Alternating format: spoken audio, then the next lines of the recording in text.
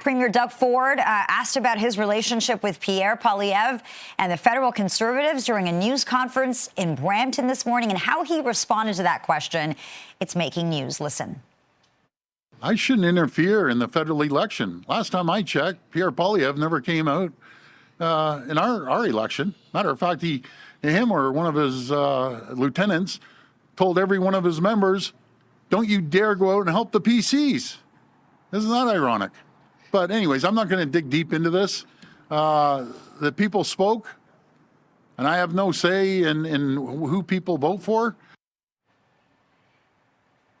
Ford and Poilievre have been at odds for weeks now. Tensions grew when Ford's campaign manager, Reid, tonight publicly criticized Poilievre's campaign for losing a significant lead in the polls, describing it as campaign malpractice at the highest level. For a closer look at the relationship between Ontario Premier Doug Ford and federal Conservative leader Pierre Poilievre, we're now joined by CTV's political commentator, Scott Reid. Good to see you, Scott. I hope you got to sleep in after Monday's show. You did a great job, and we have a lot to talk about on this front.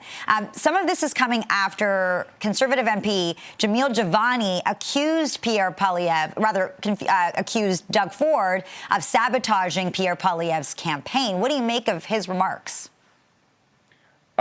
It's about 6 sorts of stupid. It's an astonishing thing that the Conservatives, the federal Conservatives, and Pierre Poilievre could blow a 26-point lead, end up losing the election. The leader, Pierre Poilievre, loses his own seat. And Jamil Javani's priority on election night isn't to think, all right, how do we improve our fortunes? How do we widen the appeal of our party? What did we not do right? What do we need to do better? No, it's let's unleash a civil war with the total lack of discipline that you can possibly imagine. But let's unleash a civil war with the Ontario Conservatives. Let's aim at not just Doug Ford, but also Tim Houston, 2 premiers who have successfully gotten elected and gotten re-elected. That is an awfully strange way to take a lesson and to figure out how to move forward. You know, there are a lot of Conservative insiders who will criticize Reid tonight and the Premier for speaking out against Pierre Poilievre in the middle of a campaign. What do you say to that, Scott? Suck it up, Buttercup. This is politics. Sometimes people are going to criticize you.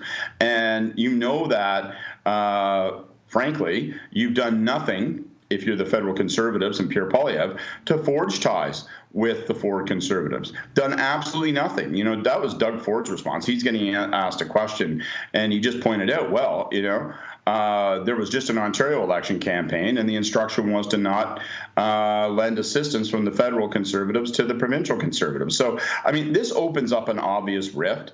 Mm-hmm. And, you can like or not like what Reid tonight said, but the challenge with the campaign that they ran federally is that it lost. It lost. And you can expect when you lose that people are going to point fingers, or when you're losing, people are going to point fingers. That's life in the big city. And so the lesson you take is not to have a baby needs a bottle tantrum in public. It's to fix an appointment with the mirror, ask yourself what you've done wrong, think about how you can do better, and move forward. And Jamil Javani just looks like a child having a tantrum. And mixing it up with Doug Ford, rather than saying, all right, what's the plan going forward? How do I show my constituents, how do I show voters that I'm focused on what matters most to them? No, you don't look like you are focused on voters. You look like you're focused on settling scores politically within your own party. It's unbelievably immature, undisciplined, and flat out stupid.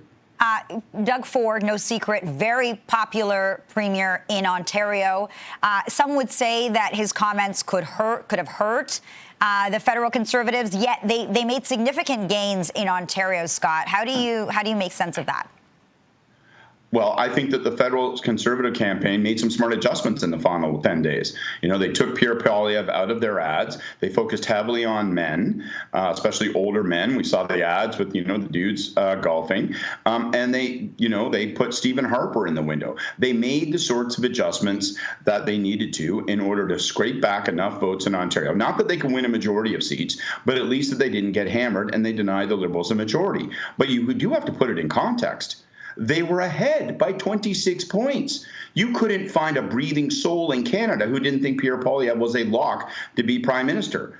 and they frittered that away. They couldn't make an adjustment to a new prime minister. They couldn't make an adjustment to dealing with Donald Trump, and they lost the election. Now, they're going to have another shot because it's a minority, but they're not going to do very well with that opportunity if they spend all their time firing inward at other Conservatives rather than focusing on how they can win over new voters. I want to talk about the future of the Conservative Party of Canada for a moment here, Scott. A lot of people have their eyes on Pierre Poilievre's political future. He's committed to staying on. Do you think Doug Ford is interested in entering that race if it ever happens? No, I really don't. I don't. And, I've seen people speculate, trying to ascribe that motive. But, speaking of Corey Teneycke, his campaign manager, I was with Corey Teneycke at a public event. He was asked this. He literally spit his drink out and said, listen, I can't get Doug Ford to leave Etobicoke.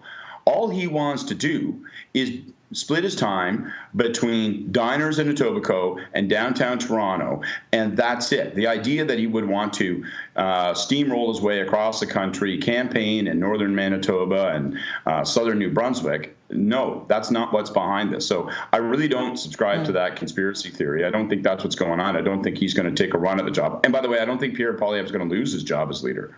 You think he's staying on, eh? I think on election night, he couldn't have made it more clear. The way he responded to the loss was to declare that he was going nowhere, that this was a win delayed, not denied. And I think that was a signal to his own troops saying, if you're going to come for me, if you're going to come for the king, you better shoot for the head because I'm sticking around. And so far, we've seen no one willing to take up that fight. I don't think we will. He has too much control over the party. CTV's political commentator, Scott Reid, some fascinating insights. Thanks so much for making time for us tonight. Thanks a lot. Have a great night. You too.